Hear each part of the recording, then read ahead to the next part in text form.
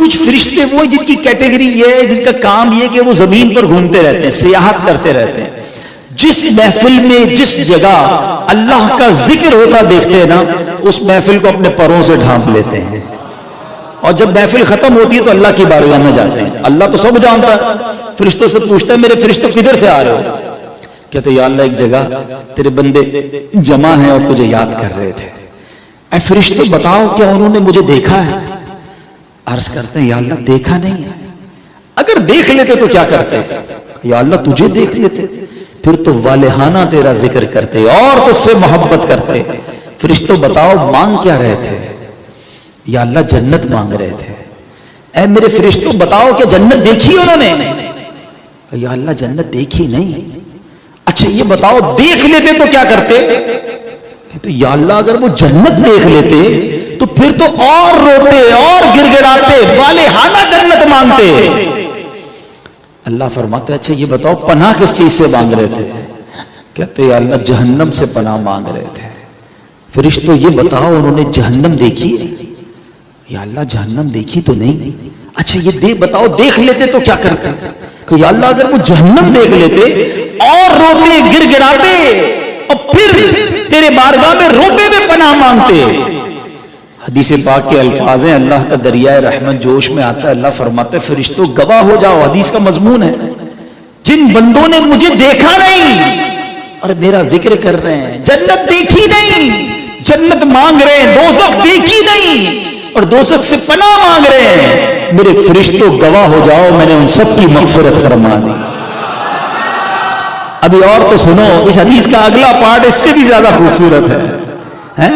فرشتے کہتے ہیں یا اللہ ان میں ایک بندہ ایسا تھا جو تیرا ذکر کرنے نہیں آیا تھا، اپنے کسی پرسنل کام سے آیا تھا.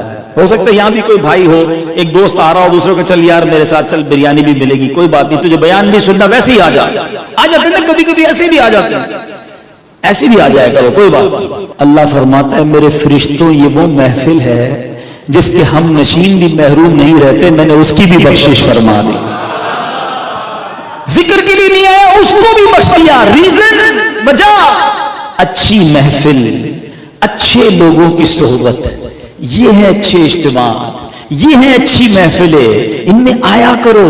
ہمیں نہیں پتا کس کی برکت ہمیں مل رہی ہو سکتا ہے ہمیں کچھ نہ ملے، کوئی کسی کے آنسو بہ نکلیں، کوئی آج توبہ کر کے جائے. ایسی روایتیں موجود ہیں کہ ایک بندہ آیا سچی توبہ کی، اللہ نے پوری محفل کی بخشش فرما دی.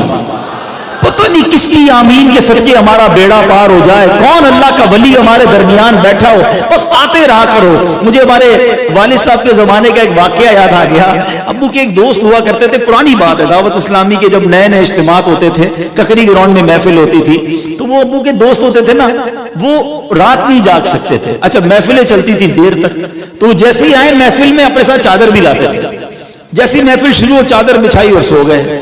اچھا ایک بار دو بار تین بار، ایک بار والد صاحب نے کہا بھائی تم آتے کیوں بھائی جب تم کو سونا ہی ہوتا ہے؟ کہتے یار گھر پہ سوؤں گا تو اکیلا سوؤں گا، محفل میں آ کے سوؤں گا رحمت برسے گی، کچھ چھینٹے مجھ پر بھی پڑ جائیں گے.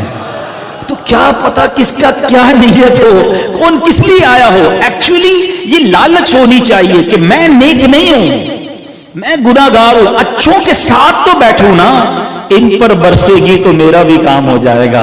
برستا نہیں دیکھ کر ابر رحمت، برستا نہیں دیکھ کر ابر رحمت، بدوں پر بھی برسا دے برسانے والے. تو یہاں نوجوان بیٹھے ہیں، میں ایک بات کلیریفائی کر دوں، اللہ کرے میری بات آپ سمجھ جائیں. یہ حدیث جہاں ہمیں کمپنی، دوستی، صحبت کی برکت بتا رہی ہے، وہاں یہ بری صحبت سے بچنے کا درس بھی دے رہی ہے. جب اچھوں کی صحبت جنت دلا سکتی ہے تو بروں کی صحبت تمہیں برباد بھی کر سکتی ہے.